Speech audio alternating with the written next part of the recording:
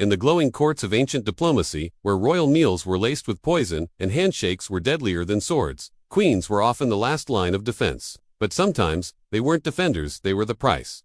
And when war could not be ended by armies, it was ended by bedrooms. Such was the fate of Queen Isabella of France, wife of Edward II of England, a woman remembered not for her beauty, but for what she was forced to endure at the hands of her own husband, a queen, used as a political trap. Edward II, the Plantagenet king, ruled England in the early 1300s.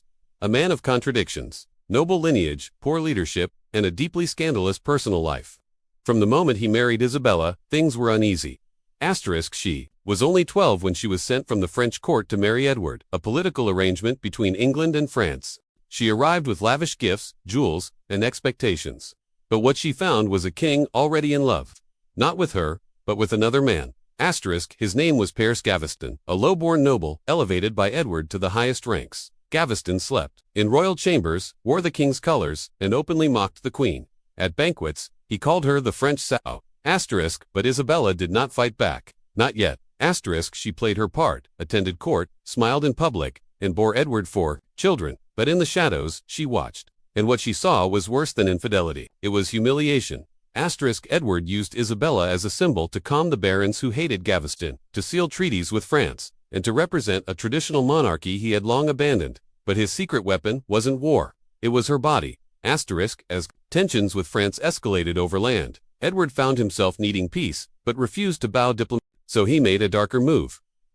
Behind closed doors, he summoned emissaries from enemy houses, French rivals, Scottish rebels, Norman barons, and offered a horrifying deal.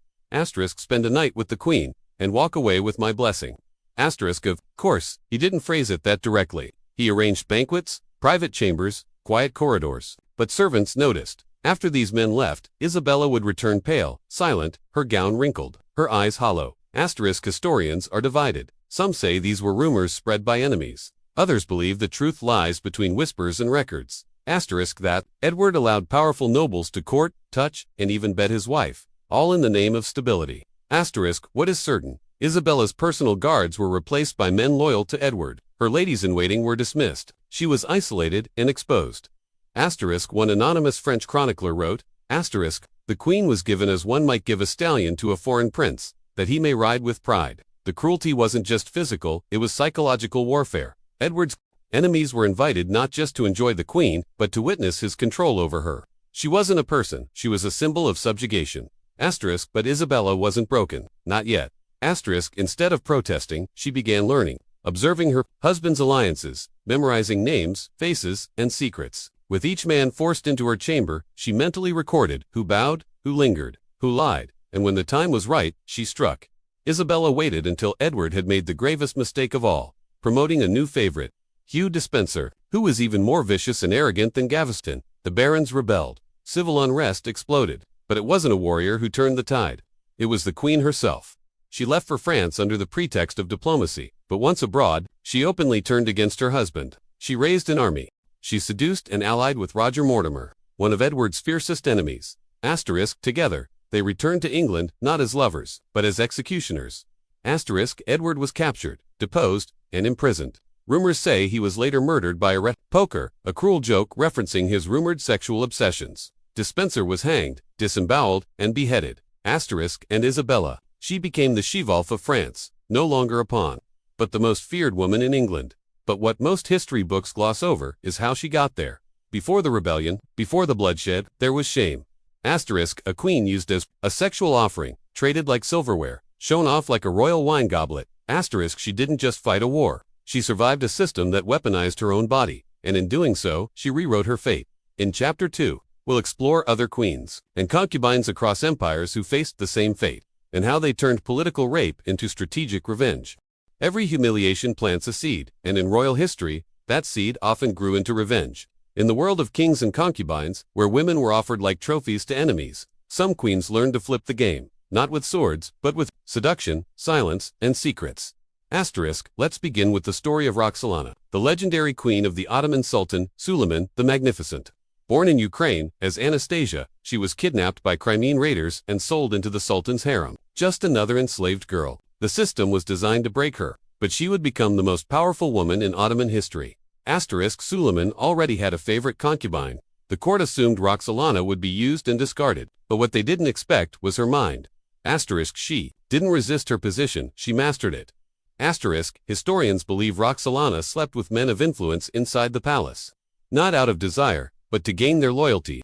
Whispers suggest she even seduced men close to Suleiman's rivals, feeding him political intel disguised as pillow talk. Asterisk She gave Suleiman multiple children, then convinced him to legally marry her, breaking 300 years of imperial tradition. Slave girl, now queen. Asterisk Her enemies, including the Sultan's own son, from another concubine, mysteriously died. Roxolana was behind the curtains, pulling strings, smiling sweetly. Asterisk So, what gave her this edge? It was her shame. She had been taken, branded, and used. But instead of collapsing, she understood the brutal truth. Asterisk In a system where you are forced to be touched, make sure you are the one who decides who gets close. But Roxolana wasn't alone. In France, centuries later, a different queen found herself in the same trap. Marie Antoinette, married at 14 to Louis XVI, she was used as a human peace treaty between Austria and France. The court expected her to produce heirs immediately. When she didn't, she was ridiculed, humiliated, and accused of being frigid. Asterisk Louis barely touched her. She was spied on constantly. Even her bedding times were public. So, the court and the people turned her into a sexual spectacle. Pamphlets were printed showing her sleeping with women, guards, priests. None of it was proven, but the shame stuck. Asterisk Instead of shrinking, she embraced the theater. Asterisk She transformed her image into that of an untouchable beauty, wore extravagant gowns, designed her own perfumes, and built a fake peasant village to act out a simpler life, a mockery of the roles forced upon her. Asterisk She became a queen no one could define, a myth, a symbol. Asterisk And even when she was captured during the revolution, and publicly accused of incest with her own son, she didn't cry. She stood, looked at the crowd, and said only, Asterisk I appeal to all mothers. Asterisk Her shame became her armor. Asterisk We see this again in the story of Empress Catherine the Great of Russia, married off to a cruel, mentally unstable emperor. She was mocked, abused, and locked away. Her husband, Peter III, called her cold, and reportedly forced her to perform humiliating, sexual rituals in front of his guards to prove her fertility. Asterisk So she responded the way no one expected. She began sleeping with powerful military men, not out of desire, but to build an army of lovers, officers, nobles, strategists, each one loyal to her, not the emperor.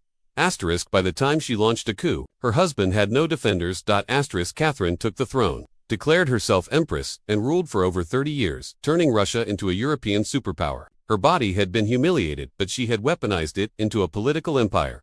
Asterisk Each of these queens, Roxolana, Marie Antoinette, Catherine, show us one haunting truth. Asterisk When kings used women's bodies as currency, some queens learned to spend their shame like gold. They didn't just survive, they rewrote the rules, and yes, their methods were cold, strategic, even cruel, but what choice did they have? When you are nothing but a bed offering, your only escape is to become the one who owns the bed. Asterisk So when we hear the story of Isabella of France, forced by her own husband to lie with his enemies, we must also remember what came after: a rebellion, a deposition, and a silent warning to all kings: never use your queen to buy peace. You might wake up and find she